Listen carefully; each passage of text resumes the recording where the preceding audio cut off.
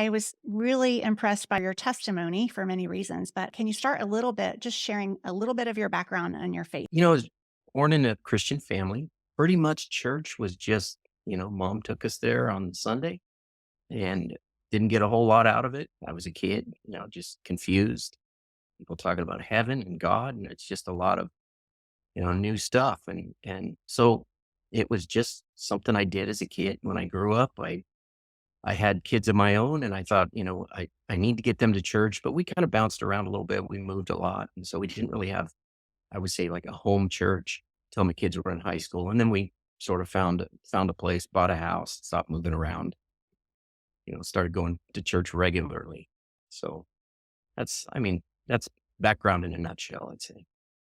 I was kind of in construction all my life, either a superintendent when the NDE happened to me, I was a superintendent for a real estate development company.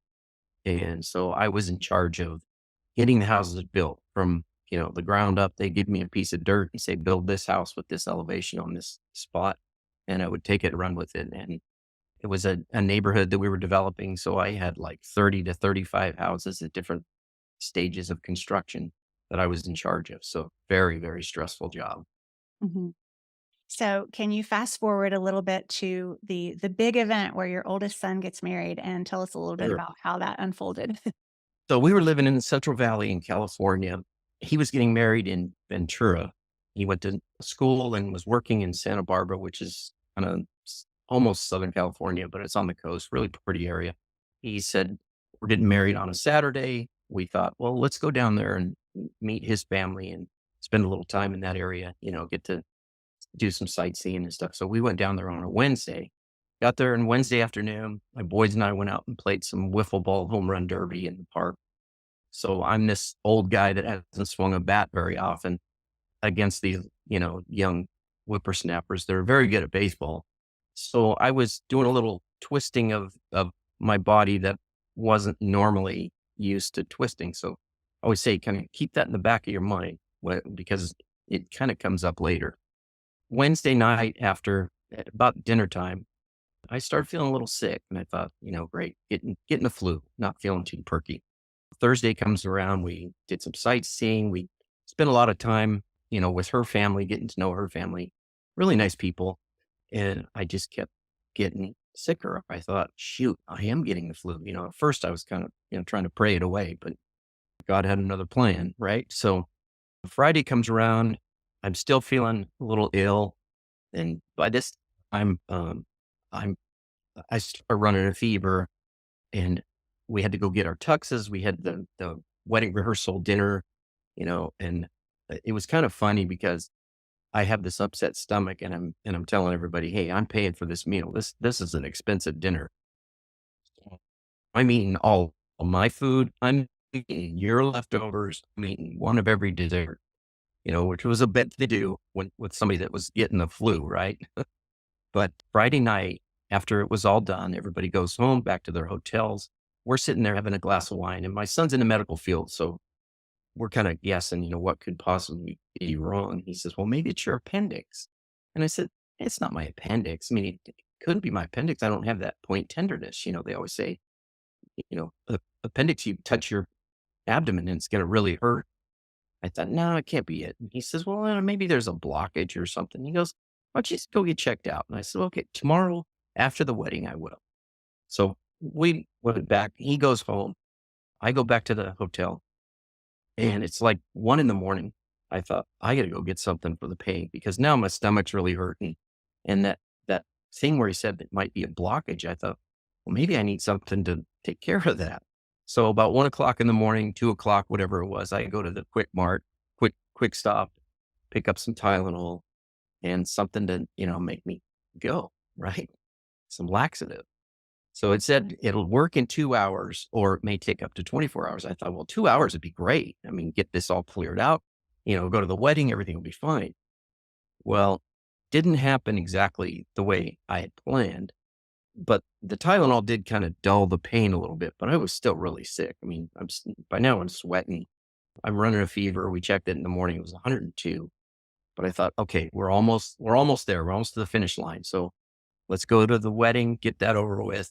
We did. Everything went great. It was a beautiful wedding. It was at a golf course. Perfect day. I mean, couldn't have asked for a better, better wedding.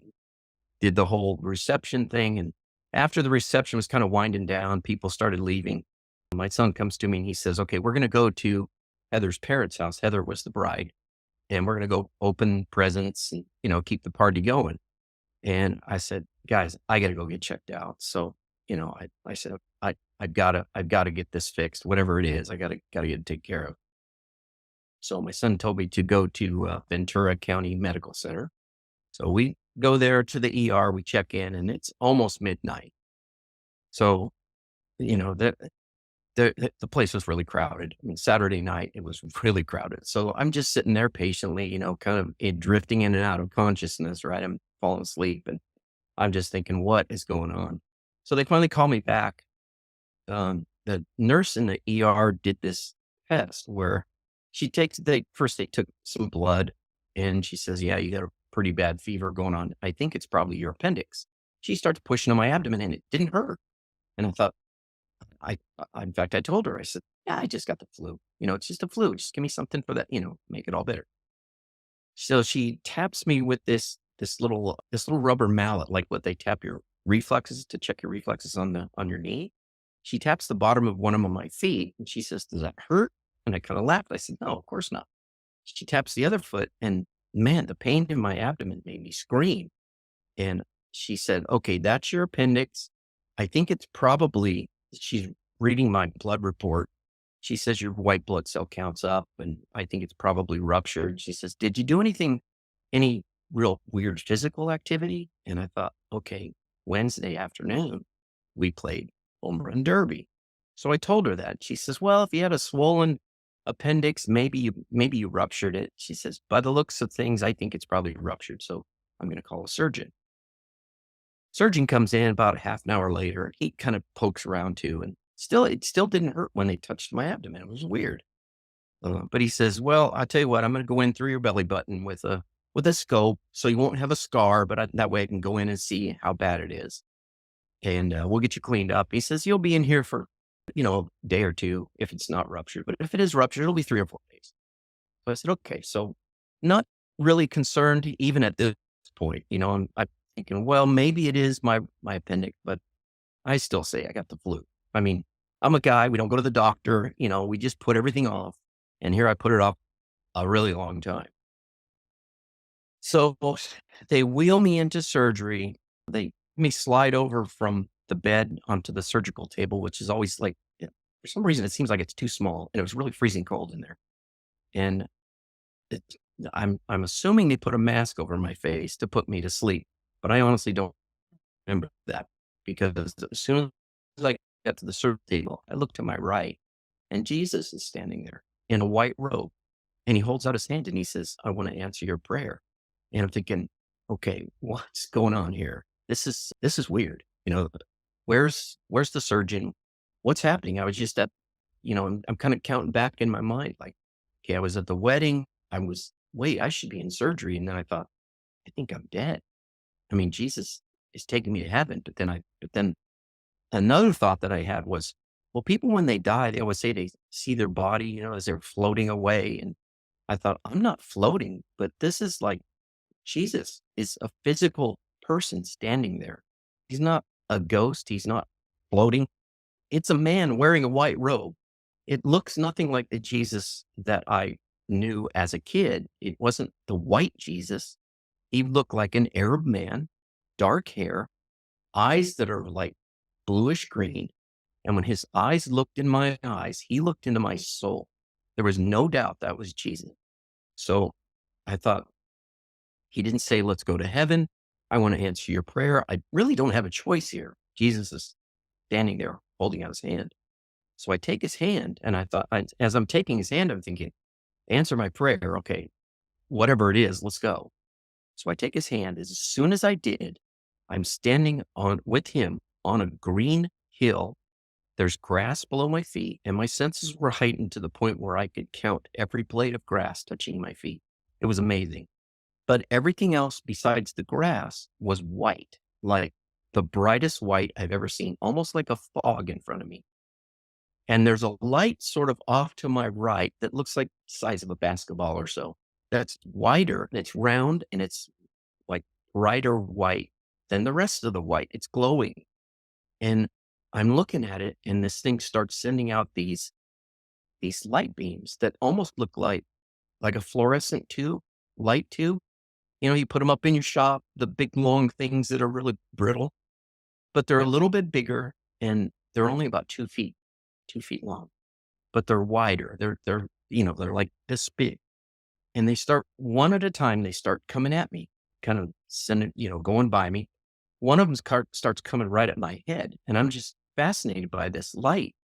And it hits me in the forehead. And as it does, it makes this kind of a buzzing sound, like a real low buzzing sound as it goes through my head.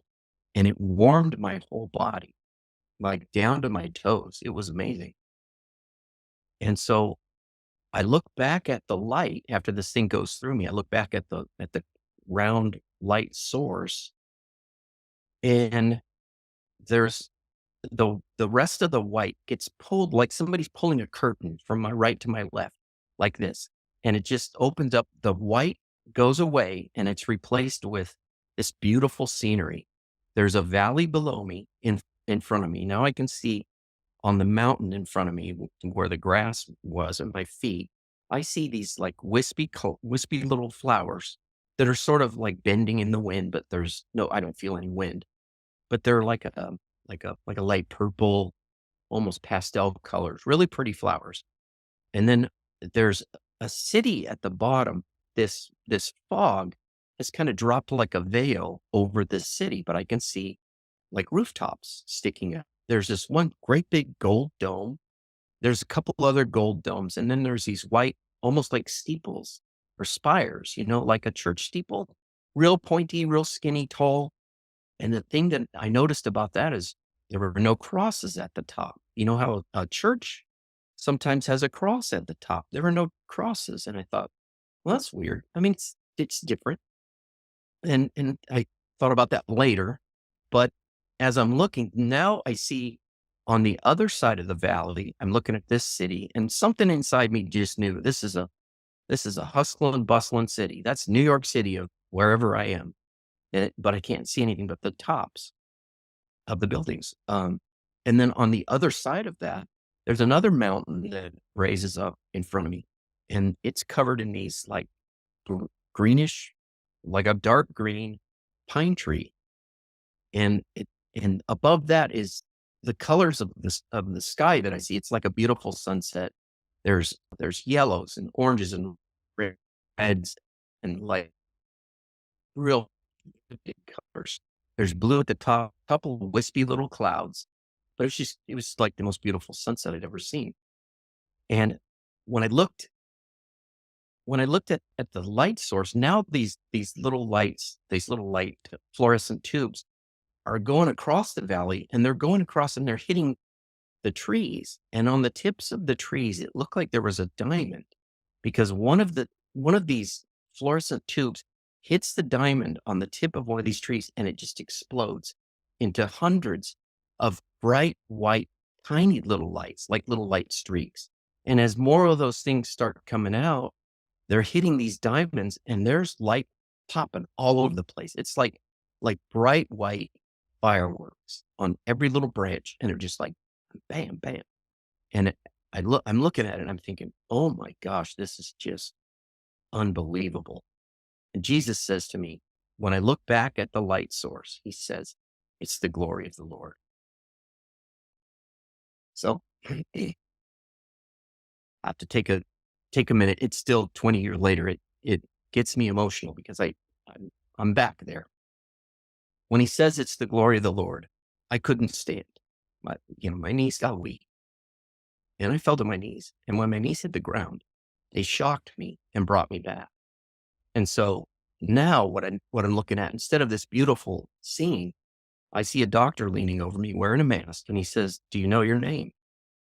And I said, Mike, but I thought I said it in my mind. I didn't verbalize.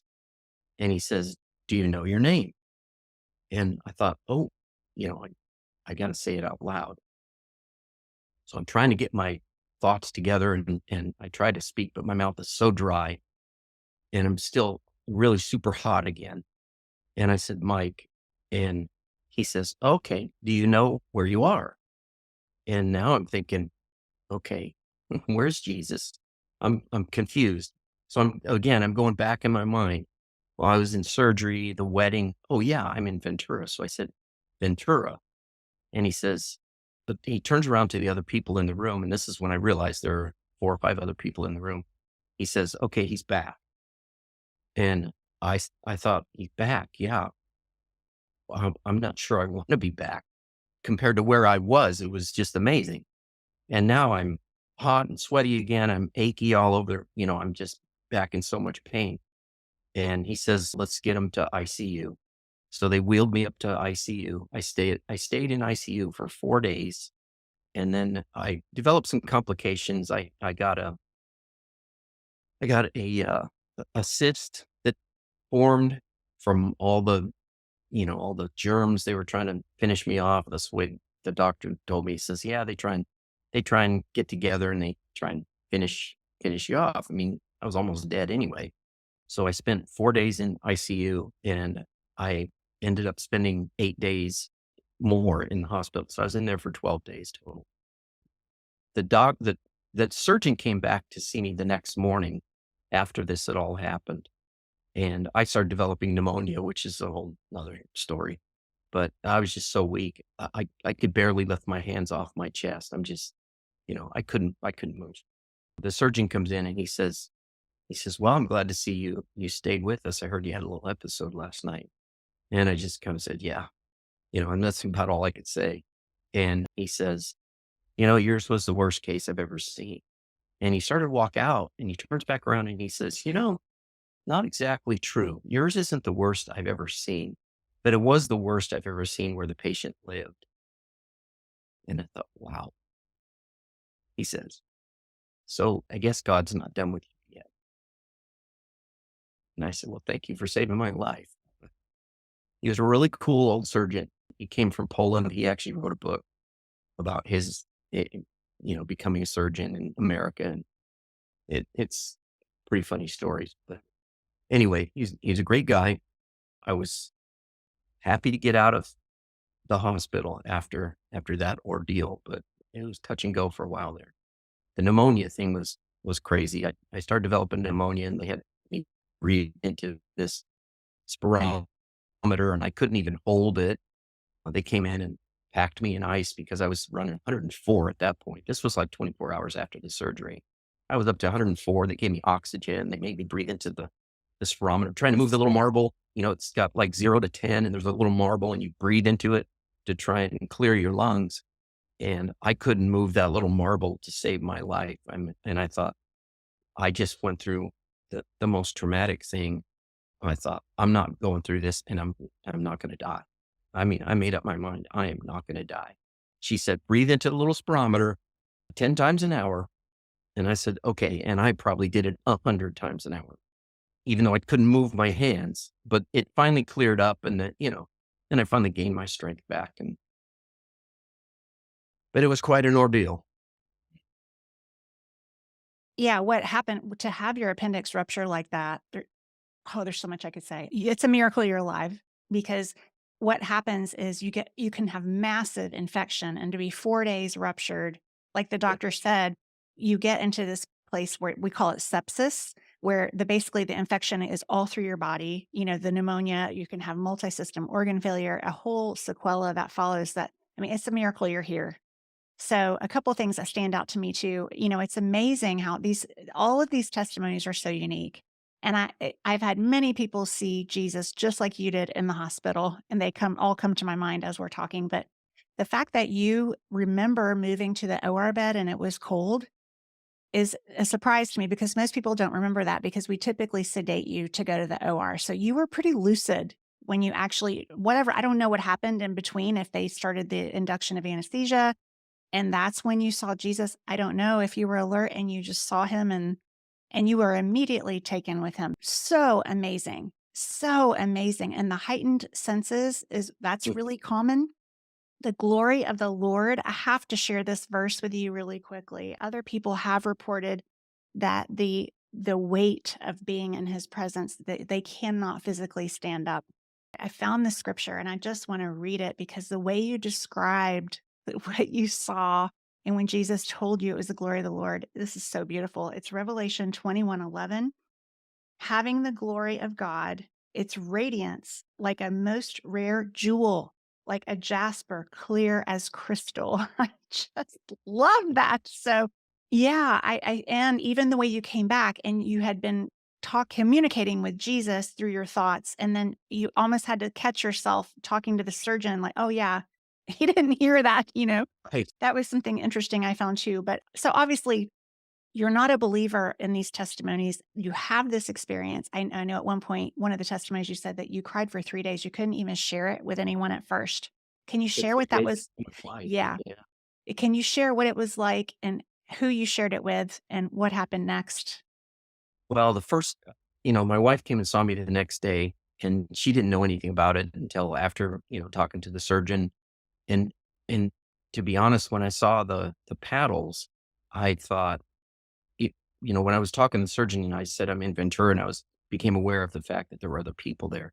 I saw those paddles, and I thought, oh boy, I did die, but I don't want to know. I don't want to know how long. I don't want to know what happened. I want to know nothing about that because it scared me.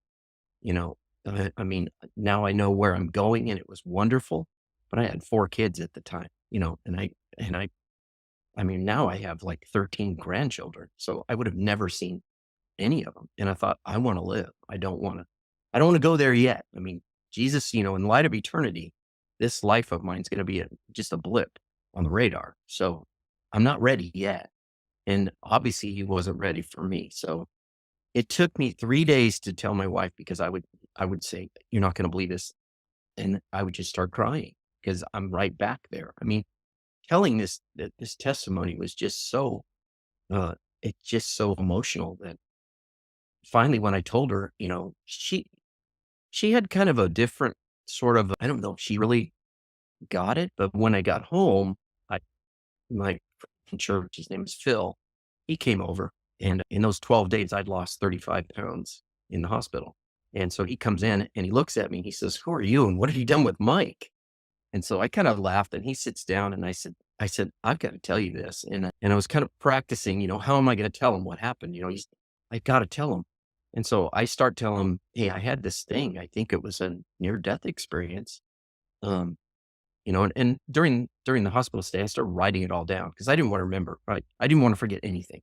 I wrote down every little detail. And so when I was strong enough to write, it took a couple of days.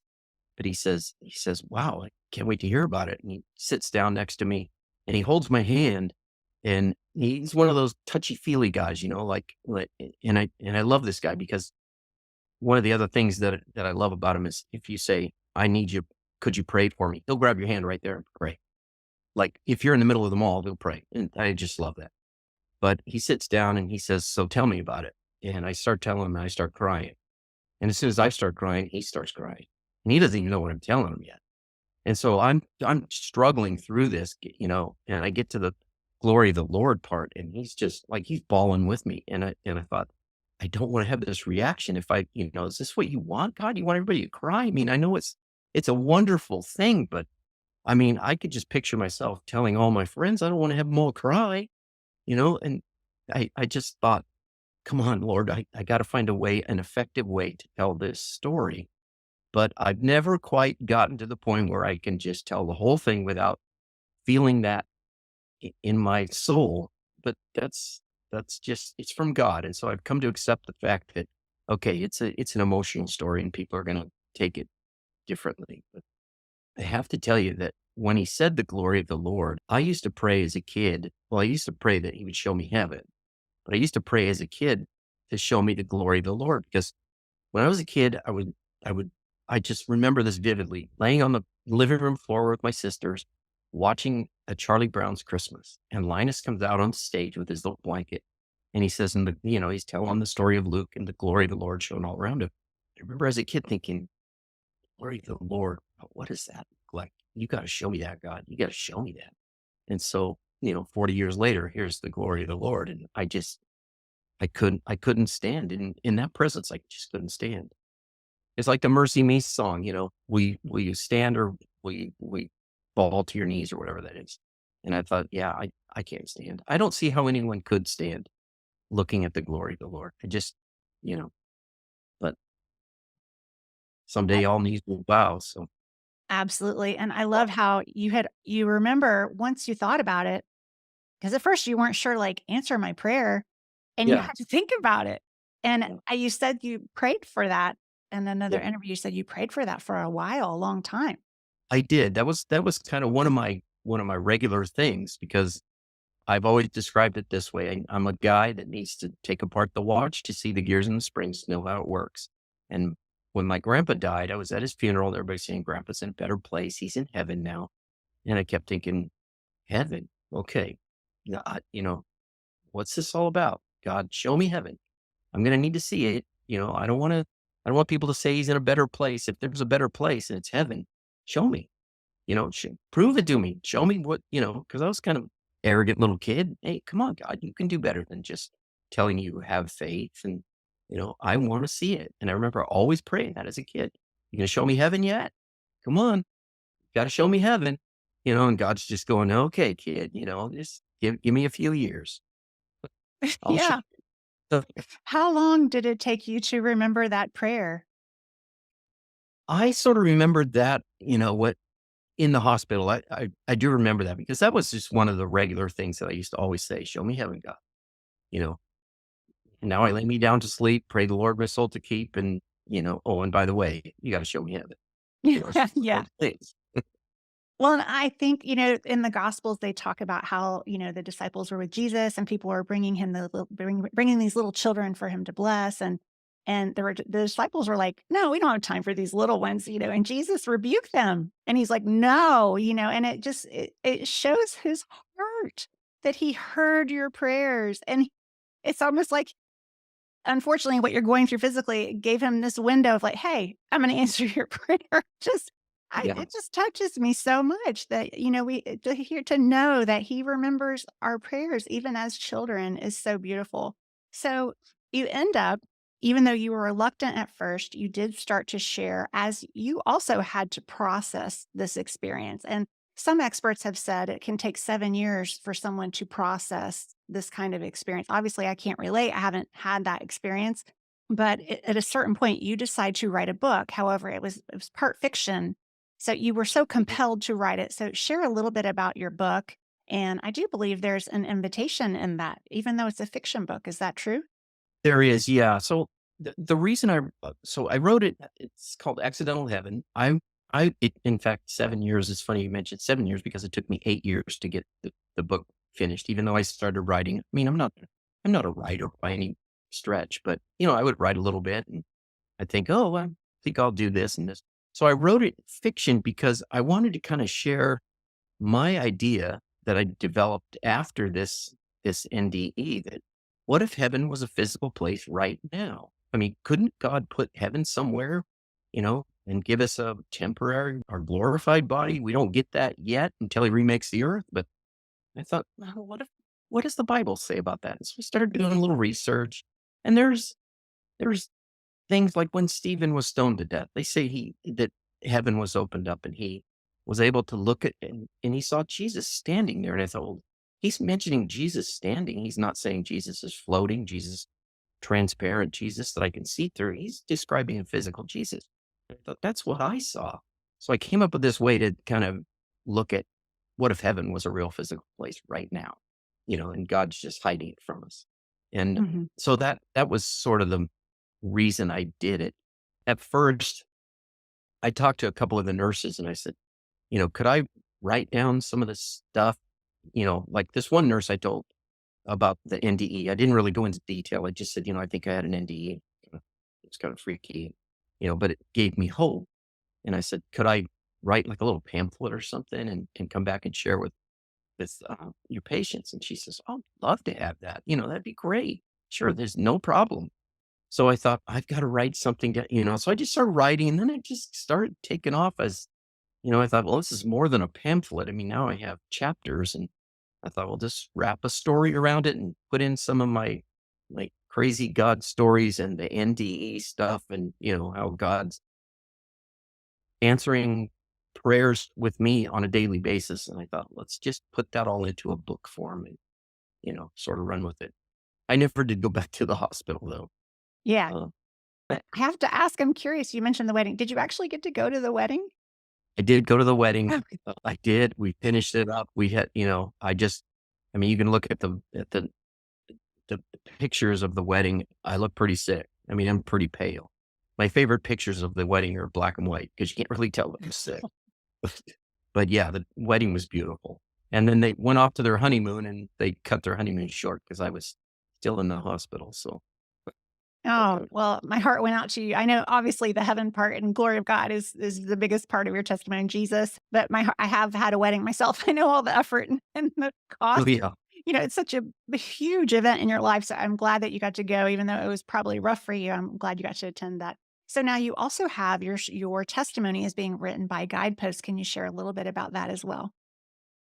Yeah, so Guideposts about I think it was a year or so ago, they contacted me and they said, "We understand that your NDE in the fictional book is all real, and we just want to kind of document that and just make sure that, it's made up." And I said, "Hey, everything in the hospital is 100% real. Everything that happened is 100% real." Even though it's written as fiction, and if you read the book, you kind of figure out why, because it's obvious it has to be fiction to tell that the other part of the story about the heaven being physical, but because it's a little scientific too. But they said, "Would you like to share your testimony in this book?" So they had one of their writers contact me, and we went back and forth. I think it was probably 6 months where we were emailing and phone calls, and because she wanted to get every tiny little detail about the NDE and really my whole life. It's a life story up until the NDE and what I've learned from it and all that kind of stuff. So it's pretty cool. It's in Glimpses of Eternity. It's in their Witnessing Heaven series, and there's 3 other stories in there too. Wonderful, Besides, wonderful. And that's one of the last questions that I wanted to ask you. I have 2 more. How did your relationship with Jesus change and your faith change from before you had the NDE versus now? boy, I mean, it's just strengthened my faith. Like right off the bat, I took more. I had a lot more appreciation for this world, even though we live under a curse and it's a fallen world and a sinful world. There's so much beauty out there.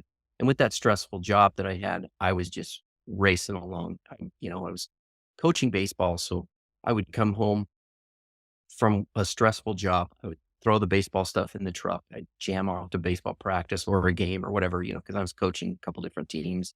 Both of my kids, or two of my kids then were playing baseball still.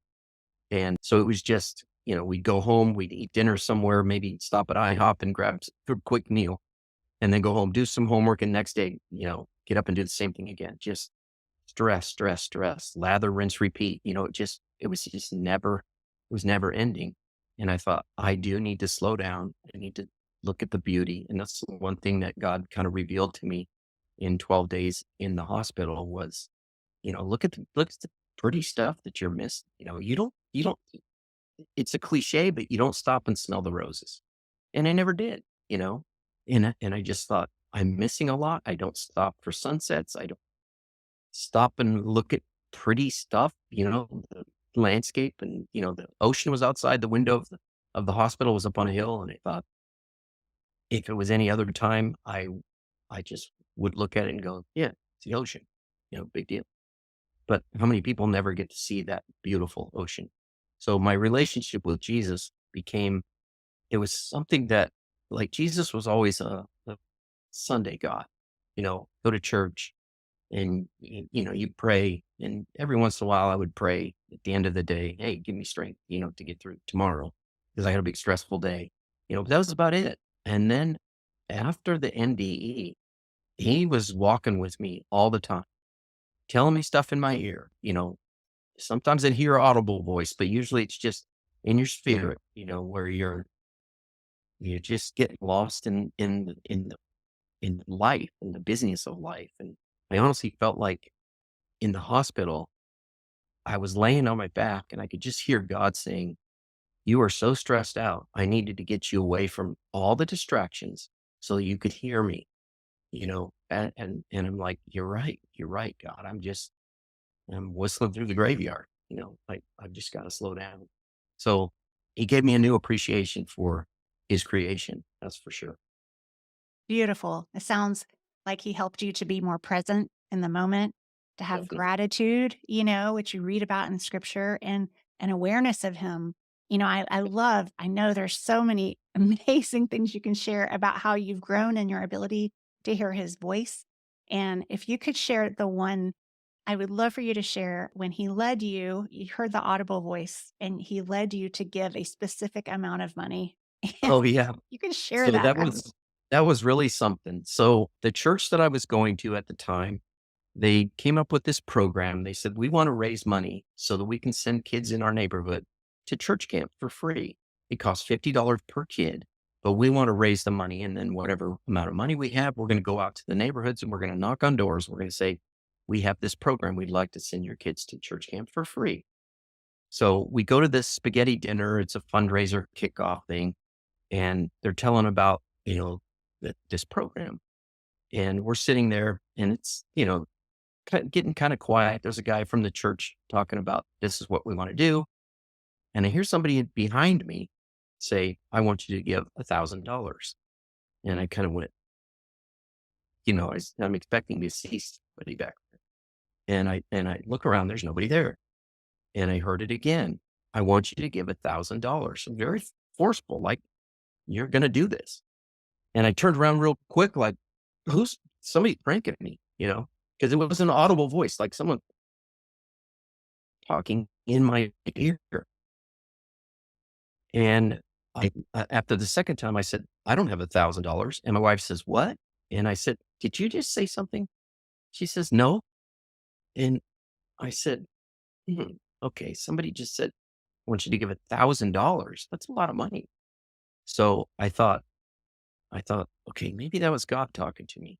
So I thought I need to get away from all these distractions again. That's the thing that I learned during my NDE, right? So I walked out to my car and I sit down in my car and I start praying. I said, God, are you telling me to give $1,000 to this program? And didn't hear anything else. And I thought, okay, well, so I forgot one of the most important parts. So when I'm sitting there just before I got up and left, I said, I don't have $1,000 to give. I hear the voice say again behind me, you'll get it back. And it just kind of freaked me out. So I got up and I went and said my prayer in my car. And I thought, okay, if I'm supposed to give $1,000, he says I'm going to give it back. I'm going to grab my checkbook. I'm going to go in there and I'm going to be obedient. I'm going to do it. And so when I walk in, the friend named Phil that I told you about earlier, he meets me at the door when I come back in and he goes, I was just coming out to see if you're all right. What's going on? And I said, God just told me to give $1,000 to this. And he said, I'll get it back. And he goes, really? He says, so if that was from God, God already knows that you're going to tell me and I'm going to accept that as a challenge. So I'm going to write a check for $1,000 too. And I'm like, no, Phil, you don't have to do that. He goes, oh, I do. He says, you're going to write your check? I said, yeah. So we both went up there, wrote $1,000, gave it to the guy on the stage, right? And everybody's all clapping and they thought that was pretty cool. So the next day, and my wife was kind of like, you just give $1,000, And I said, God said I get it back. So don't worry about it. So she's skeptical at this point. So the next day I go to work. I come home for lunch because I was working in a subdivision where I was building a house and I was also living in the house that I just built. And I had done some day trading. Like I had this TD Ameritrade account and I sat down and I logged in because I was going to see what the market was doing that day. I log in and I look at the total amount in there. It wasn't much. It's only a couple $1,000, but it had gone up by $1,000. One of these accounts, stocks had gone up $1,000. And I thought, whoa, time to sell. So I quickly sell that. I get off, I get done. I look at the amount and in my account, there's $1,000 more. And I looked at that amount and I thought, $1,000. I just got $1,000 back. God said I would get it back. And I thought, my check hasn't even cleared the bank that I wrote to the church, and I just got $1,000 back. So as I'm walking out, I pick up the phone and of course I call Phil and I go, "Hey, you're not going to believe it. I just got $1,000 back." And he's like, "You got to be kidding." I said, "No, got it back." That is awesome. I have never heard I can't say I've ever heard the audible voice of God, but it is biblical. There were people in scripture that did hear the audible voice, and I have many guests that have. I know it's biblical, so that is amazing. I know there's so many more you could share, but in the interest of time, I do want you to think about, I know there's people listening right now, their faith is very shaky, and maybe they're thinking, is this Jesus real? Maybe they're questioning heaven. And as someone who's had the testimony that you have had, what would you say to that person? Wow. I would say, definitely, seek him out. What I started doing was I asked him to reveal himself to me. I mean, even when I was a kid, I was asking that, not really realizing that was what I was asking. But the Bible does say, if you draw close to God, he will draw close to you. And you'll feel that. You'll know it. You'll know he's real. I mean, I hate to use another cliche like heaven's real because I've been there, but it's more than just faith now. I've seen it. I held the hand of Jesus and it wasn't, it was a physical thing. And I just know that there is life after death. There's life during this life too. I mean, Jesus is with me all the time, answering all these prayers, tiny miracles every day. I see his presence every day, but you just have to be aware of it. I think you just have to seek him out and he's real. I mean, but he'll reveal himself to you. Yeah, wonderful. So awesome. Okay, Mike, this has been amazing. I just want to remind the listeners to check out the books that he's written. I'll put the links below, so check those out. And I always say a prayer before I end my episode. So if you don't mind, is there anything else you want to share, Mike, before we wrap up? No, that's good. Jesus is with me every single day. So just start praying that prayer of, reveal yourself to me, Lord. Wonderful. I love it. Well, dear Heavenly Father, Lord, I thank you for this day. I thank you for Mike. I thank you that he was able to make the wedding, which may feel small compared to all the other pieces. But Lord, I mostly thank you for who you are and that you hear our prayers even as children, and they matter to you, Lord. I thank you for helping him to survive miraculously what happened in the hospital, a ruptured appendix, that he's alive, Lord, and he's able to share the testimony of your glory and your beautiful son, and just the fact that we don't have to die to have this relationship with you. We can seek you now, and we can learn to hear from you, God, and that you love us and you care for us the way that you do. So I pray for blessings over Mike. I pray for blessings over the people listening to this right now, Lord. And I pray that you would open their spiritual senses and draw them to you, Lord, so that they would know you. In Jesus' name we pray. Amen. All Amen. right. Mike, thank you so much. Everyone, Sure. thank you for listening today. Check out the links below and God bless.